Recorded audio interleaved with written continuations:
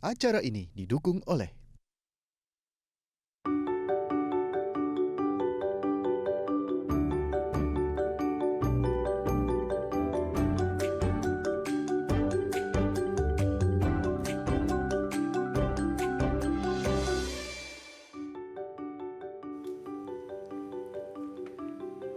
Halo pemirsa, apa kabar Anda hari ini? Senang sekali Sarah dan Madles dapat kembali menemani Anda dalam sebuah program talkshow inspiratif. Ini dia Bincang Sehati.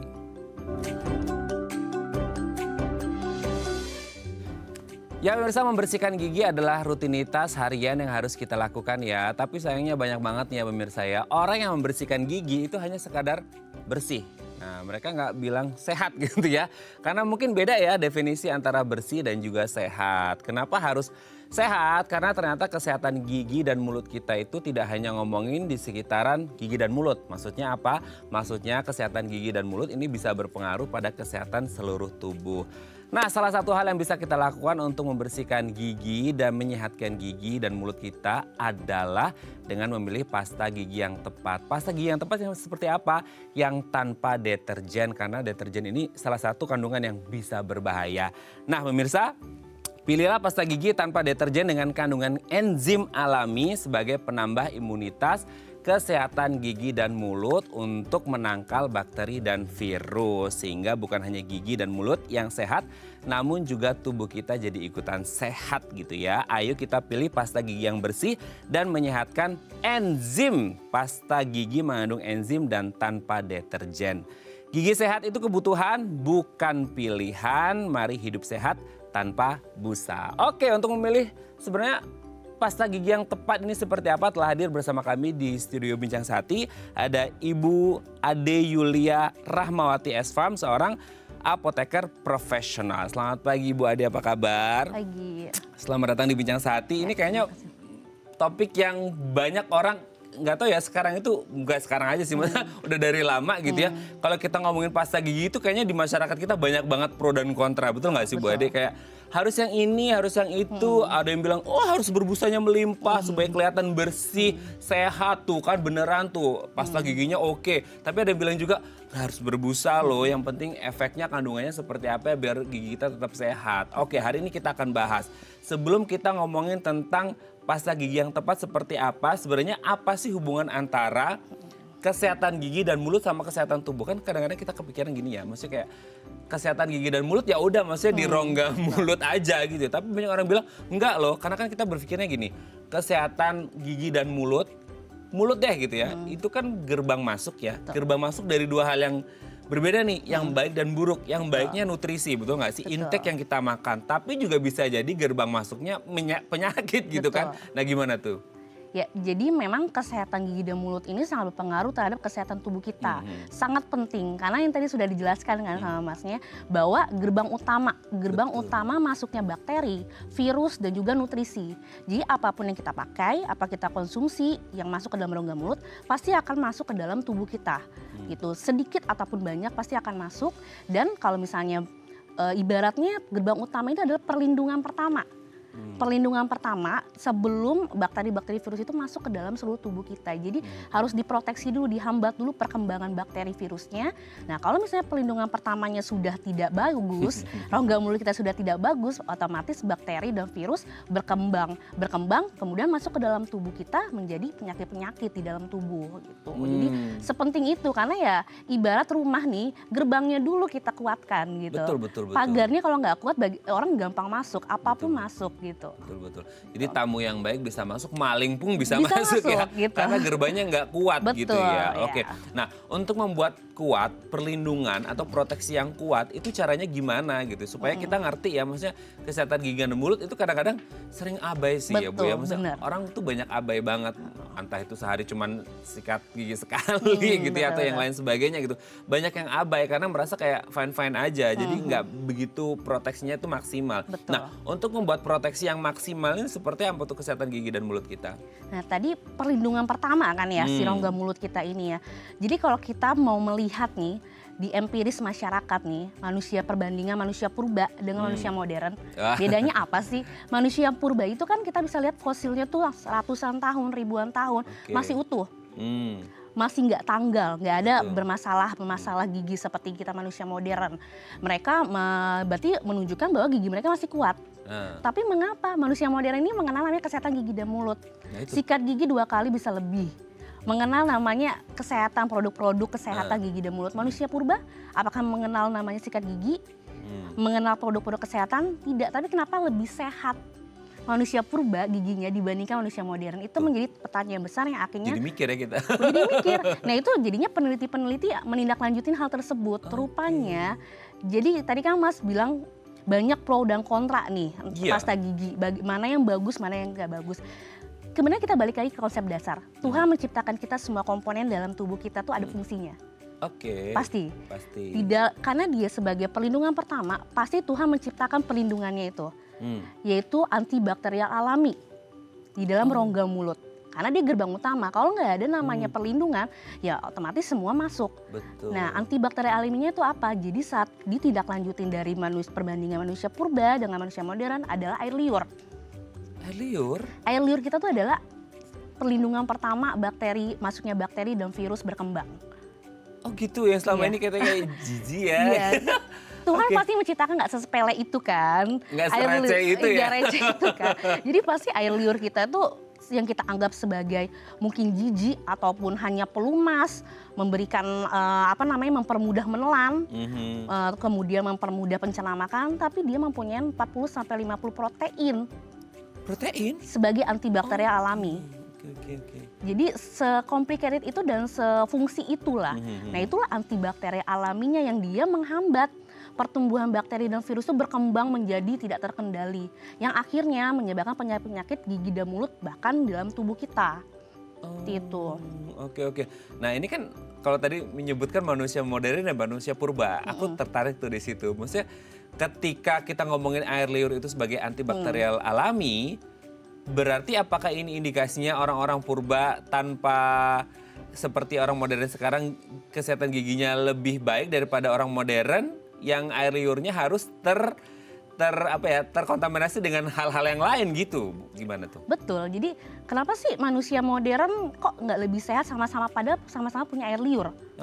Iya kan? Iya, betul. Ya perbedaannya adalah kualitas air liurnya. Kualitas air liur manusia purba tuh masih bagus, masih sesuai dengan apa yang diciptakan lah gitu kan. Ya karena ya itu gaya hidup.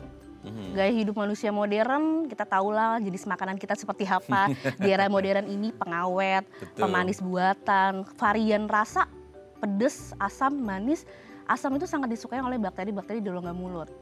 Kemudian gaya hidup kita misalnya kita tahulah kita segala sesuatu dipermudah, olahraga jarang, metabolisme tubuh kita jadi kurang, otomatis itu berefek ke imunitas di rongga mulut.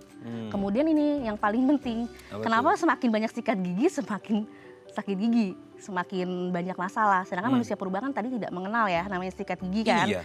Ya Kenapa karena tuh? Kan sebenarnya kita niatnya untuk sikat gigi kan Iya. untuk bersih dan sehat pastinya Betul, kan. Bersih betul. itu yang kelihatan banget di mata.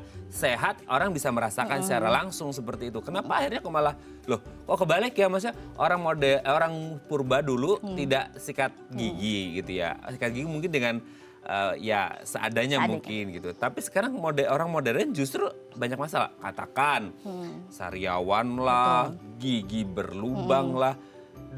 Kok kayaknya aku setiap hari sikat gigi ya, tapi kok masih berlubang ya, masih sariawan ya, masih muncul plak ya, segala macam tuh pasti banyak loh. betul.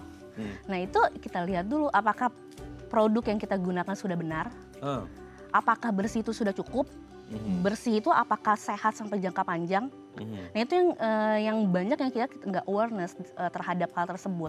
Karena kita berpikir ya bersih saja, segar, bikin nafas kita segar gitu. Padahal tidak seremeh itu, menjaga kesehatan rongga dan mulut itu tidak seremeh itu. Kita harus memikirkan jangka panjang kita. Apakah produk-produk itu nantinya akan berefek negatif di tubuh kita jangka panjangnya. Jadi ya balik lagi, komposisi dari pasta giginya itu yang mungkin belum tepat. Belum tepat malah dia yang merusak air liur kita, kualitas air liur kita. Ya tadi kan air liur kita kan sebagai antibakteri alami. Ya pastinya dia merusak fungsi antibakteri alami. Jadi karena ibarat antibakteri alaminya fungsinya nggak optimal, ya bakteri yang harus dihambat malah terus-terusan berkembang. Nah itu penyebabnya penyakit.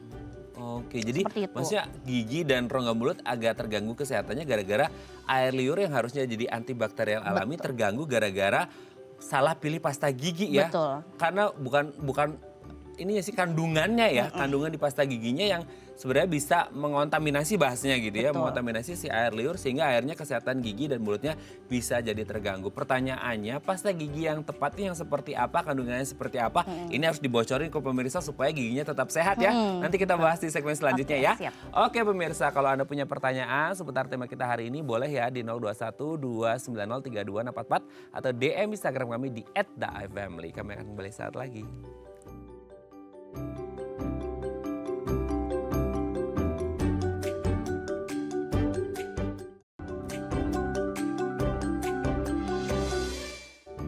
Baik, Anda masih bersama kami di Bincang Sehati. Kita masih membahas tema kita hari ini. Buat Anda yang sampai hari ini masih galau, kira-kira pasta gigi yang saya gunakan di rumah udah betul atau enggak ya? Karena kita kan sekarang tuh mikirin, aduh kalau harus sikat gigi itu kayaknya nggak mantep gitu ya. Kalau nggak dus, udah kayak di steam gitu ya, di car wash gitu. Harus ya busanya banyak banget. Nah ini perkara mindset sebenarnya, karena kita ngerasa kayak aduh udah bersih atau belum ya. Nah kalau Anda masih bimbang, hari ini harus menyaksikan episode kali ini karena Anda harus tahu cara memilih pasta gigi yang tepat. Nah kalau Anda punya pertanyaan boleh ya di 021 290 3244 atau DM Instagram kami di @daifamily. Kita masih bersama dengan Ibu Ade Yulia Rahmawati S. Farm, seorang apoteker profesional. Oke Ibu, kita lanjut lagi ya. Ini kan yang jadi pertanyaan nih, tadi agak ngegantung nih di segmen selanjutnya yang bikin kita jadi bertanya-tanya.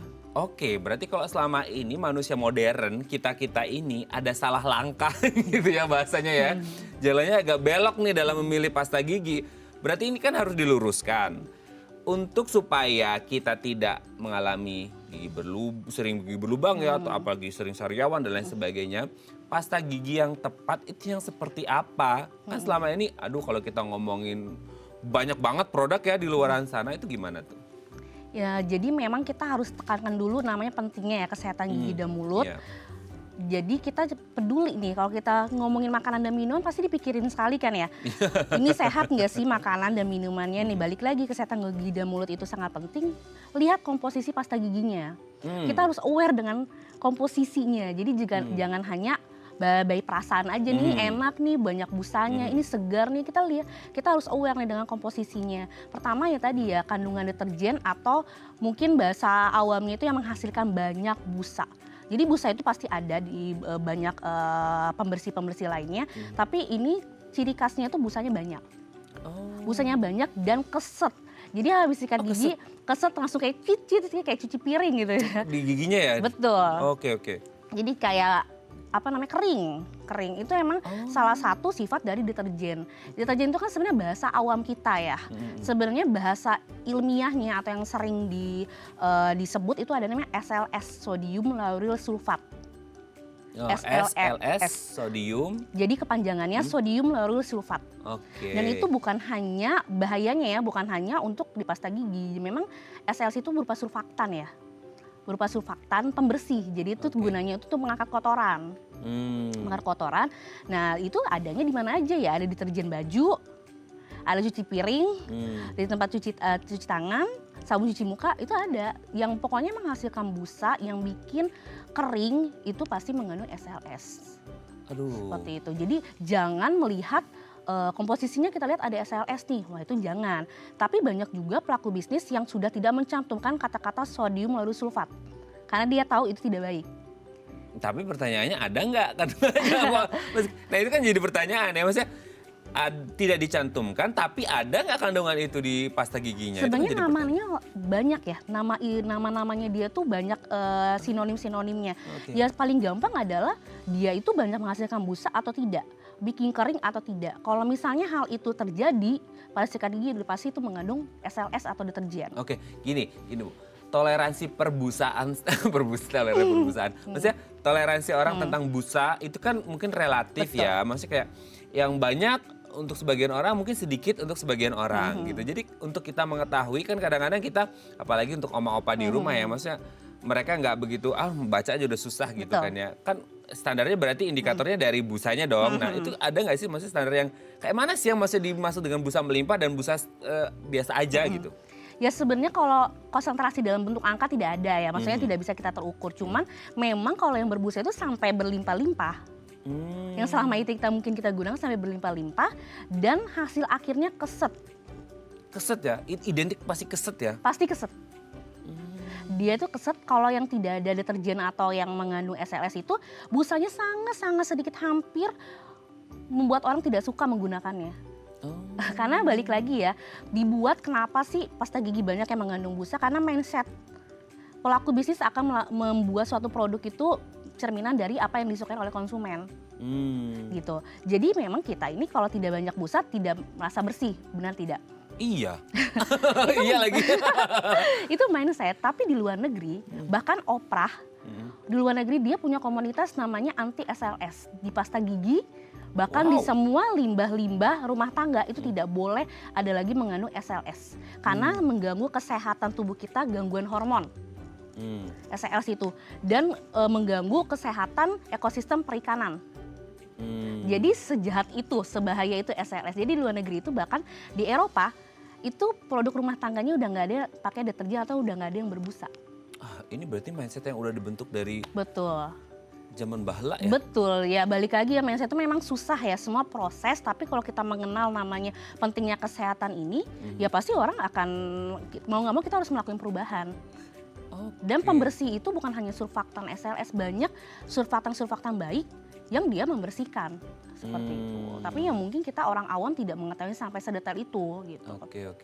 Oke, sebelum kita lanjut ini ada DM Instagram, aku mau bacain ya. Ini dari Bularas nih ya, saya sering ganti-ganti pasta gigi karena sering sariawan. Aduh iya nih banyak juga nih kayak gini nih.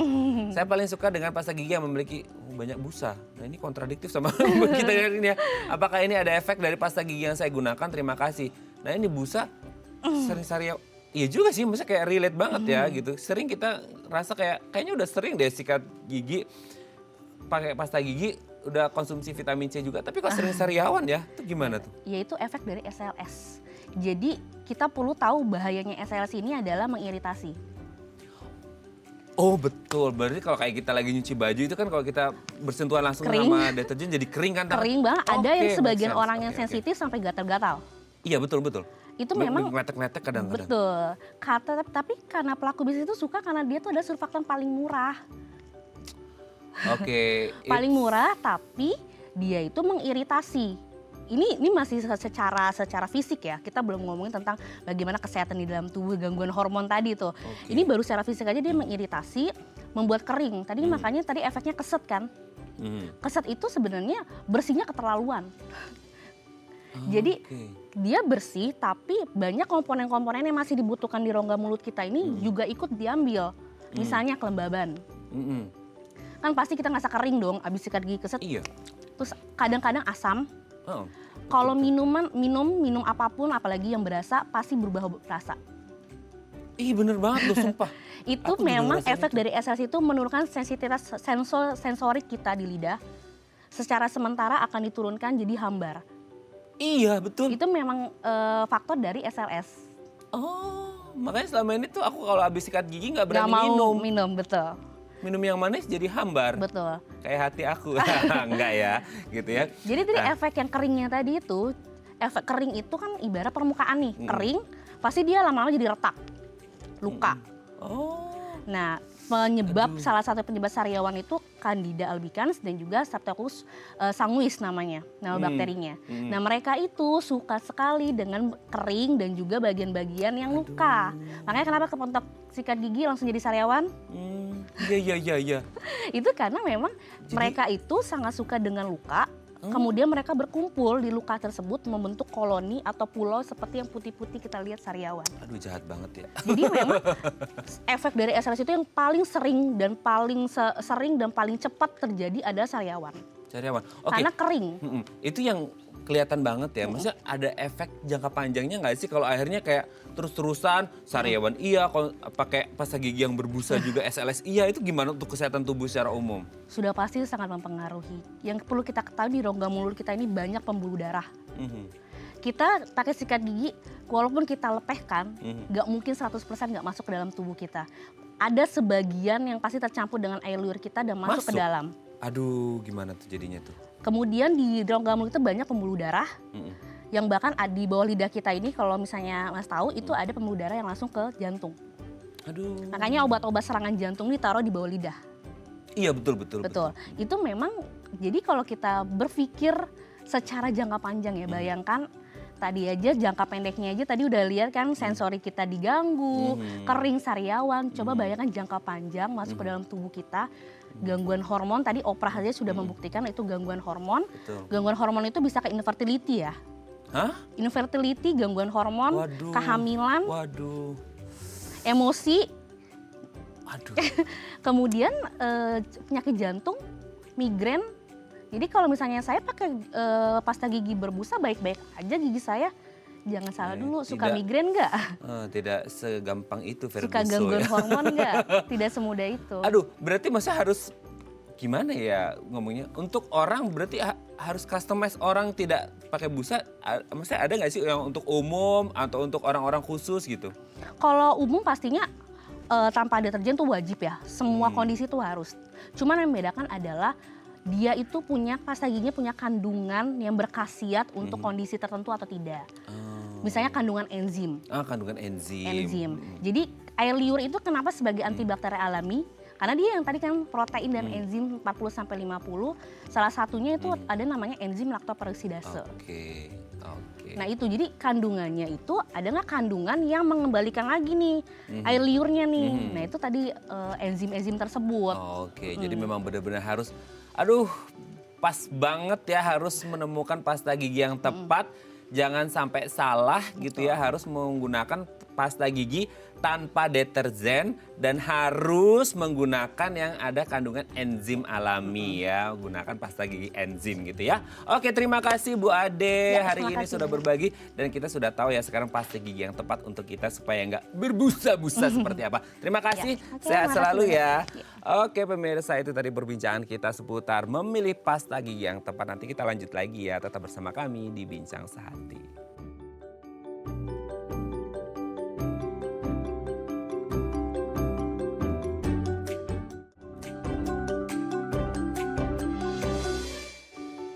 Baik, Anda masih bersama kami di Bincang Sehati. Tadi kita udah bahas pasta gigi, sekarang kita mau bahas salah satu gangguan kesehatan gigi yang mungkin bisa terjadi dan mengganggu kesehatan gigi kita adalah plak gigi. Aduh gitu ya, gak enak banget rasanya kalau di gigi kita itu ada plak. Nah gimana cara mengatasinya? Atau Anda sekarang lagi malu-malu kucing untuk ngomong sama orang gara-gara banyak plak di gigi Anda? Boleh tanya-tanya di 021 290 3244 atau di Instagram kami di @daafamily. Kita sudah kehadiran Dokter Gigi Ivona, dokter gigi dari Rumah Sakit Royal Taruma. Selamat pagi Dok, apa kabar? Selamat pagi juga kepada pemirsa Day TV dimanapun berada.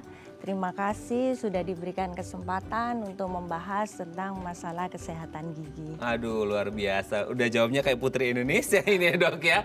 Tapi kalau dokter gigi itu senyumnya beda ya gitu, bener-bener pede. Kalau kita kan bukan dokter gigi kayak malu-malu kucing gitu ya. Nah karena mungkin banyak gangguan kesehatan di gigi nih Dok gitu ya.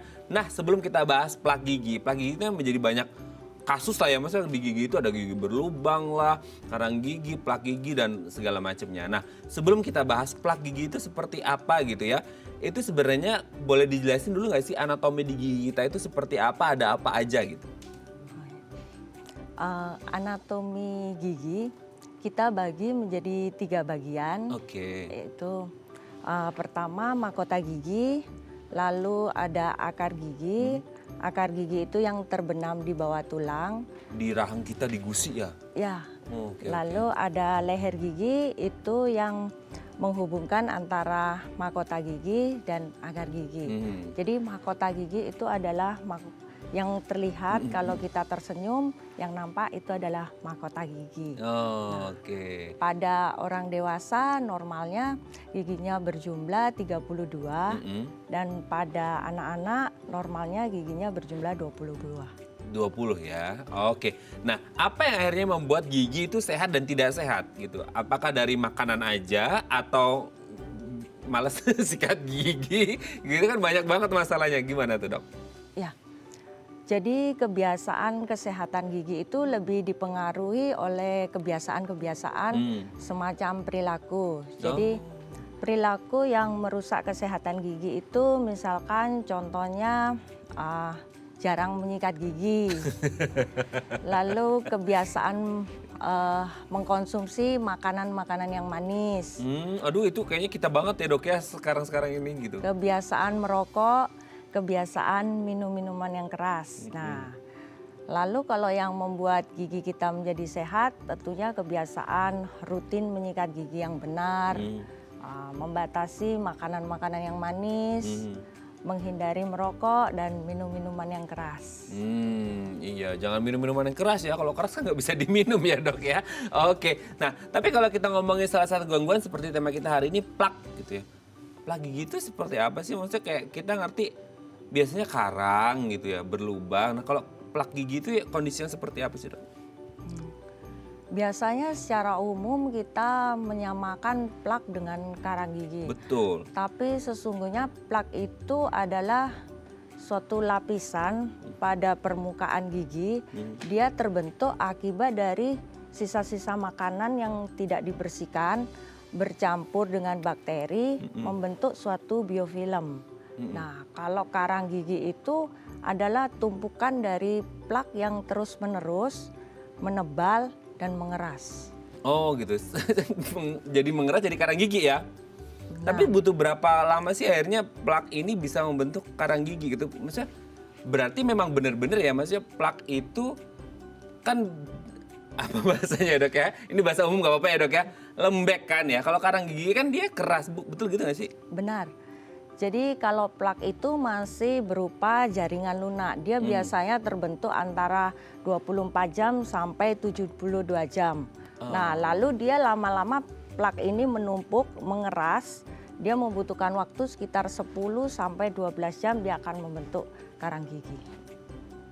Oke, berarti ini benar ya, maksudnya orang 10 yang... sampai 12 hari membentuk karang gigi. Oh, berarti 10 sampai 12 hari dia nggak sikat gigi dong. Atau sikat gigi tapi nggak bersih gitu ya dok ya? Atau gimana? Itu tuh maksudnya semua plak akan mengarah menjadi karang gigi atau gimana tuh jadinya? Ya, jadi makanya pentingnya rutin untuk melakukan sikat gigi dengan tepat dan benar. Karena plak itu akan terbentuk setiap harinya. Nah, selama setiap hari plak akan selalu terbentuk. Bahkan sekalipun ketika kita sudah selesai menyikat gigi, beberapa jam, beberapa saat plak itu akan terbentuk kembali. Nah, plak ini kalau yang tidak kita bersihkan, itu lama-kelamaan dia akan menumpuk, mengeras, nah menjadi karang gigi. Selama 10 sampai 12 hari dia akan berubah menjadi karang gigi. Aduh, ya itu karena nggak disikat kali ya. Jadi 10-12 hari nggak sikatan gitu ya. Oke, tapi kalau kita berbicara plak ini, bisa nggak sih dia itu hilang dengan sikat gigi? Kan gini, kan sering kita lihat itu ada orang teknik menyikat gigi yang benar itu seperti apa sih gitu. Ada yang bilang gini-gini, ada yang bilang gini-gini, banyak lah gitu ya. Nanti mungkin bisa dikonfirmasi sama dokter Ivona gitu. Nah sebenarnya bisa nggak sih plak itu benar-benar hilang ketika kita menyikat gigi? Kan mungkin kita pikirannya plak itu kan dia lembut ya, lembek gitu. Mungkin dia kayak masuk di sela-sela gigi gitu dok. Jadi agak susah, akhirnya karena nggak terjangkau sama bulu sikat giginya, akhirnya membentuklah itu yang namanya karang gitu. Ya, jadi plak ini adalah tumpukan lapisan lunak. Dia akan bisa dibersihkan dengan cara menyikat gigi yang benar. Gitu. Berarti kalau nggak benar nggak itu ya dok ya? Oke. Ya, jadi akan terbentuk sisa-sisa makanan itu. Biasanya dengan cara menyikat gigi yang benar, plak itu akan hilang. Tetapi pada sela-sela gigi mungkin bisa dibantu dengan flossing, lalu juga bisa dibantu dengan obat kumur untuk mengurangi terjadinya plak. Oke. Nah sekarang ini kan selain sikat gigi ya dok ya, kan kita sering tuh lihat ada namanya berkumur ya. Ya kita nggak ngerti sih maksudnya berkumur entah pakai air dari keran aja atau pakai produk-produk khusus gitu ya. Berkumur gitu kan memang salah satunya dental flossing tadi dokter sudah sebutkan. Nah kalau untuk berkumur sendiri gitu ya, untuk mengimbangi atau pasca atau setelah sikat gigi deh gitu, itu bisa membantu gak sih sikat gigi plus berkumur atau dental flossing gitu? Ya, berkumur menggunakan obat kumur itu sebenarnya hanya sebagai tambahan. Jadi dengan berkumur itu tidak serta-merta menggantikan menyikat gigi, karena menyikat gigi itu merupakan cara yang utama untuk membersihkan plak. Nah, dengan berkumur dia hanya akan mengurangi jumlah bakteri di dalam rongga mulut sehingga pembentukan plak itu menjadi berkurang. Jadi penumpukan terjadinya karang gigi itu menjadi lebih lambat. Oh, oke. Nah, kalau untuk yang plak ini sendiri itu ya, orang-orang seperti apa sih yang kayaknya ini risiko banget deh nanti ini bisa mengalami plak gitu ya? Apakah orang dengan kondisi atau riwayat kesehatan tertentu atau orang-orang yang suka makan atau minum minuman nih? Sekarang kan lagi tren ya dok ya, maksudnya makan minuman manis lah, yang kekekan lah, kekekan itu gimana ya? Kek kan gitu ya. Cakes gitu ya, segala macam yang manis-manis dan itu kan teksturnya lembut juga dan rentan untuk nempel, nyelip di sela-sela gigi gitu dok. Ya. Jadi makanan-makanan manis itu merupakan salah satu faktor resiko untuk terjadinya plak. Karena pada makanan-makanan yang manis itu cenderung melekat pada gigi itu lebih lama. Dan makanan yang manis ini merupakan media bagi bakteri untuk berkembang biak. Yang nantinya produk asam dari bakteri tersebut dapat mengakibatkan kerusakan pada gigi, mengakibatkan gigi menjadi berlubang.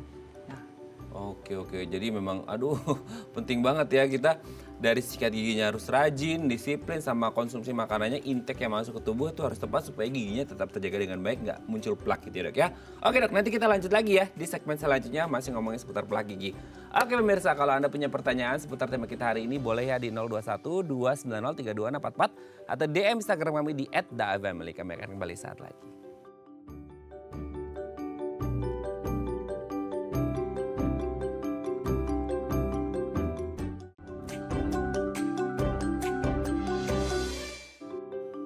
Baik, Anda masih bersama kami di Bincang Sehati. Aduh, hari ini tuh seru banget ya pemirsa ya. Kita ngomongin seputar gigi karena banyak orang yang mungkin abai gitu ya dengan plak gigi atau kesehatan gigi secara umumnya. Nah, kalau Anda punya pertanyaan seputar tema kita hari ini seputar plak gigi boleh ya di 021 290 32644 atau DM Instagram kami di @daafamily. Kita masih bersama dengan Dr. Gigi Ivona dari Rumah Sakit Royal Taruma.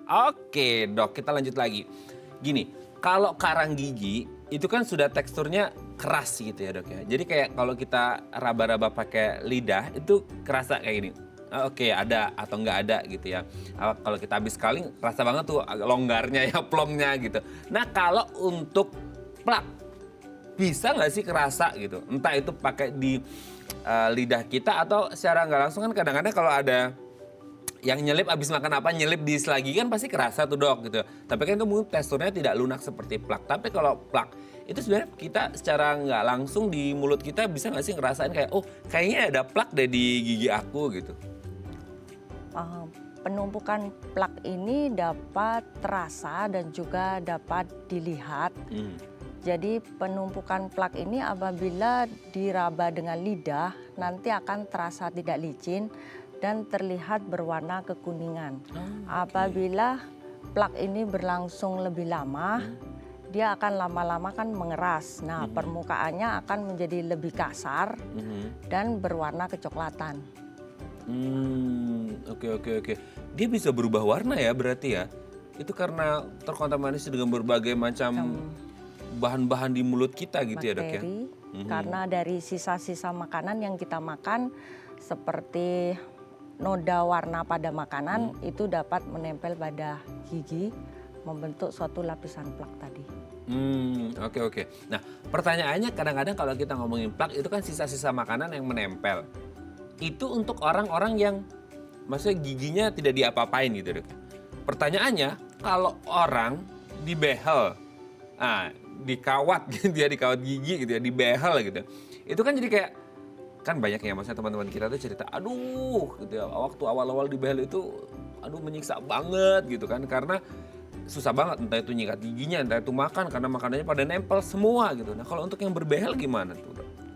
Nah kebetulan saya pasien behel. Iya juga ya. Jadi penting menjaga kebersihan dan kesehatan pada pengguna behel. Nah itu dia. Karena penumpukan plak pada pengguna behel ini bisa 2-3 kali lebih tinggi dibanding tidak menggunakan behel. Jadi pengguna behel ini merupakan salah satu faktor resiko terjadinya radang gusi, gigi berlubang, juga sariawan. Nah, perlu memperhatikan menyikat gigi yang benar pada pengguna behel dengan memperhatikan sikat gigi yang tepat, pasta gigi yang berfluoride, melakukan flossing. Biasa yang sering terlewat adalah menyikat lidah. Nah, juga bisa dibantu dengan menggunakan obat kumur. Obat kumur ya, oke. Nah pertanyaannya ketika orang, ya oke lah katakanlah plak itu udah ada gitu ya. Terus tiba-tiba kayak, ya nggak ngerti kita kerasa atau enggak. Padahal 10-12 hari dia bisa jadi karang seperti itu. Bisa mengubah warna si gigi nggak sih? Atau kayak mungkin bahasa umumnya itu noda gitu. Jadi noda di gigi itu bisa nggak sih dok? Plak bisa mengubah warna gigi karena dari noda makanan itu dapat melekat ke gigi. Jadi membentuk suatu lapisan tadi sehingga nanti gigi akan berwarna menjadi kekuningan, makin lama menjadi kecoklatan. Atau noda dari warna makanan seperti teh, kopi itu dapat membentuk semacam stain pada gigi. Stain noda gitu ya di gigi ya. Nah tapi kalau kita berbicara plak ini sendiri, ya kita nggak ngerti. Maksudnya orang kan standar parameter kesehatan orang beda-beda. Kayak meskipun sehat itu harus gitu ya. Kan ada mungkin orang yang nggak tahu karena kebablasan gitu ya, nggak disiplin, entah kurang sehat gigi atau tidak begitu memerhatikan kesehatan giginya, akhirnya plak itu numpuk-numpuk terus. Mungkin di anggapan orang sepele, ya udah nanti kalau udah numpuk paling jadi karang aja. Tapi jauh daripada karang sendiri, terbentuknya karang gitu ya dok ya. Ada nggak sih efek kesehatan yang bisa sangat mengganggu ke depannya ketika plak ini tidak diatasi dengan baik? Kita ngomongin jangka panjangnya tuh dok. Ya, plak ini dapat mengakibatkan terjadi berbagai gangguan kesehatan pada gigi. Bahkan juga pada organ tubuh yang lain. Karena plak ini dapat mengakibatkan terjadinya gigi berlubang, juga mengakibatkan terjadinya radang gusi, lalu gigi menjadi goyang dan tanggal. Plak ini juga dapat menginfeksi organ tubuh yang lain, misalkan menjadi penyakit jantung, sinusitis, bahkan juga mengakibatkan gangguan penglihatan. Sampai ke penglihatan ya dari mulut aja gitu ya? Ya. Oke. Nah kalau untuk, ini yang mungkin sering kita rasakan gitu ya. Plak itu kan memang sisa makanan. Nah sisa, yang namanya sisa itu pasti di mana-mana akan menimbulkan bau yang tidak sedap. Nah kalau ada banyak plak, kita belum ngomongin sampai terciptanya karang gigi dan faktor yang lainnya. Kalau ada plak sendiri bisa nggak sih bisa menyebabkan bau mulut pada seseorang? Karena kan orang ngomong, terus kemudian ada plaknya, dan plaknya kan berbau. Nah bisa nggak sih akhirnya menyebabkan bau mulut dok? Plak dapat menyebabkan terjadinya bau mulut. Jadi salah satu faktor risiko untuk terjadi bau mulut adalah penumpukan plak. Karena bakteri di dalam plak itu akan menghasilkan semacam gas senyawa sulfur. Jadi gas senyawa sulfur inilah nanti yang akan menghasilkan bau tidak sedap. Jadi semakin banyak penumpukan plaknya, maka intensitas bau tidak sedapnya juga akan semakin tinggi. Oke, jadi harus benar-benar waspada sama plak ya kalau Anda ingin napas Anda segar. Oke dok, sebelum kita lanjut, ini ada DM Instagram ya. Dari pemirsa aku bacakan, ini dari Bu Sinta. Dok, apa kalau udah melakukan bleaching? Bleaching itu berarti memutihkan ya dok ya? Memutihkan gigi ya, bleaching. Apakah jika sudah melakukan bleaching, gigi bisa kena plak juga? Setelah bleaching lalu scaling, apakah nanti berpengaruh dengan warna gigi? Terima kasih. Nah gimana tuh dok? Bleaching bisa pengaruh nggak? Kalau setelah bleaching scaling, apa bisa berpengaruh dengan warna gigi? Nah gitu, mau habis bleaching scaling juga. Oke, gimana tuh dok? Ya. Bleaching ini merupakan salah satu metode perawatan gigi untuk memutihkan gigi. Nah, dengan melakukan bleaching tentunya diharapkan juga harus menjaga istilahnya pola makan ya. Jadi karena nanti noda warna dari makanan itu dapat kembali menempel pada gigi. Biasanya disarankan kalau setelah melakukan bleaching untuk membantunya menggunakan pasta gigi yang mengandung pemutih whitening. Oke, terus kalau untuk yang kedua tuh dok, setelah bleaching lalu scaling, apakah nanti berpengaruh dengan warna gigi? Oke gitu, berarti habis bleaching muncul lagi tuh, berarti ngeplak lagi ya, dia ngeplak lagi terus muncul karang tuh dok, karena dia mau scaling gimana?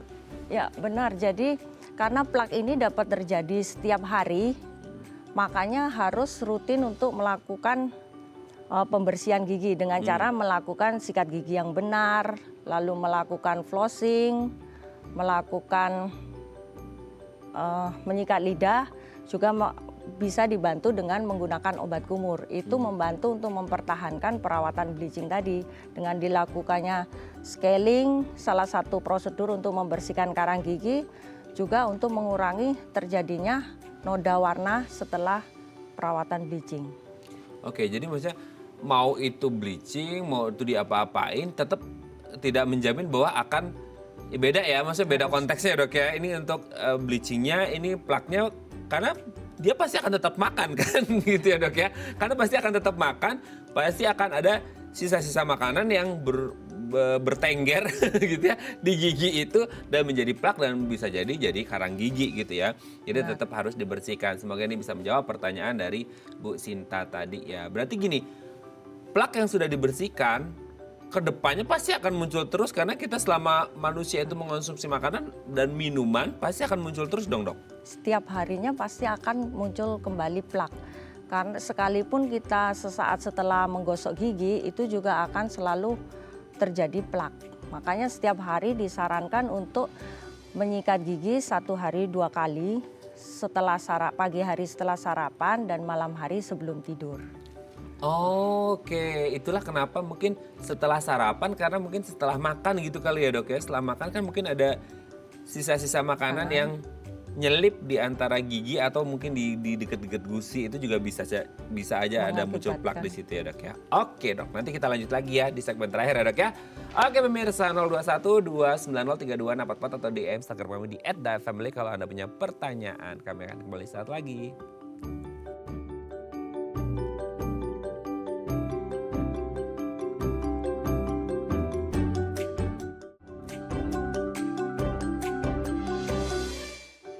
Baik, Anda masih bersama kami di Bincang Sehati. Kita masih membahas seputar plak gigi bersama dengan Dr. Gigi Ivona dari Rumah Sakit Royal Taruma. Oke dok, kita ke segmen terakhir. Tips sekarang kita mencegah terjadinya plak gigi. Yang pertama itu pasti disiplin menyikat gigi ya dok ya. Dan katanya harus menyikat gigi dengan benar. Dengan benar itu berarti banyak yang salah nggak sih dok? Nah ini kayaknya harus dikasih tahu nih ke pemirsa dok. Sebenarnya nyikat gigi yang benar itu kan sekarang tuh banyak aliran ya dok ya. Aliran gini-gini, aliran gini-gini, aliran gini-gini, segala macam. Yang benar itu aliran yang mana sih gitu? Pada prinsipnya menyikat gigi yang benar itu mengenai semua permukaan gigi. Ya kalau nggak kena ganti gigi ya dok ya. Membersihkan dari sisa-sisa makanan. Dengan cara meletakkan bulu sikat gigi itu pada permukaan gigi itu membentuk sudut 45 derajat. Oke. Dilakukan dengan gerakan memutar tanpa disertai tekanan yang kuat selama 2 menit. Oh, 2 menit. Seluruh gitu ya? Ya. Selama 2 menit. Penting untuk memperhatikan pemilihan sikat gigi yang tepat. Biasanya pada yang tidak menggunakan behel itu bulu sikatnya yang rata, tidak terlalu keras. Juga jangan lupa menggunakan pasta gigi berfluoride. Menyikat lidah,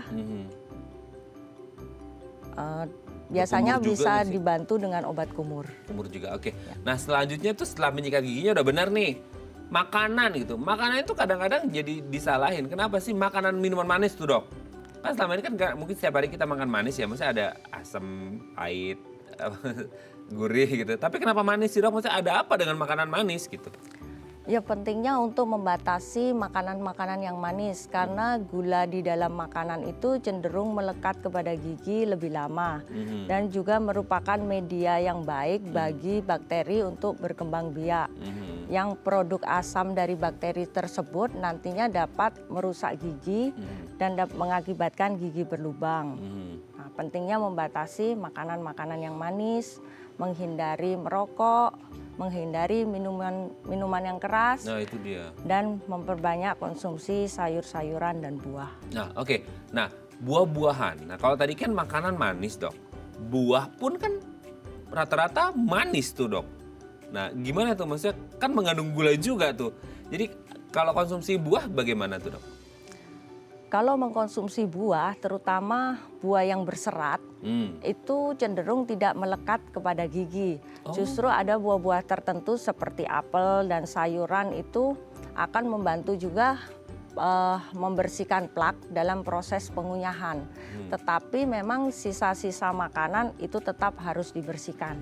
Gitu.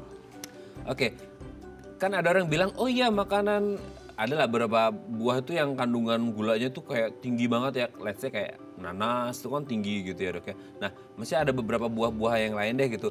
Itu juga kalau dikonsumsi aman gak sih? Maksudnya untuk, jadi kita kan parno ya. Kalau orang bilang makanan manis, lah ini kan buahnya juga manis banget nih. Lebih gitu kan manisnya. Gimana tuh dok? Gak apa-apa ya atau aman?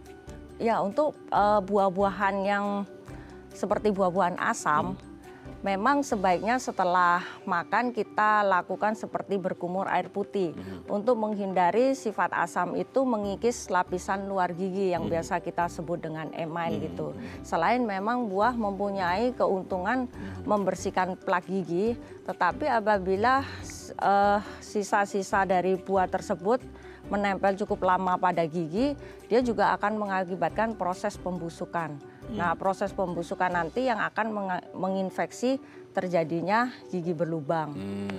Oke, jadi apapun mau makan manis, asam, pedas, gurih, buah-buahan tetap harus dibersihkan setelahnya gitu ya dok ya. Jangan sampai plaknya menumpuk. Terima kasih dokter Gigi Ivona sudah berbagi bersama kami pagi hari ini.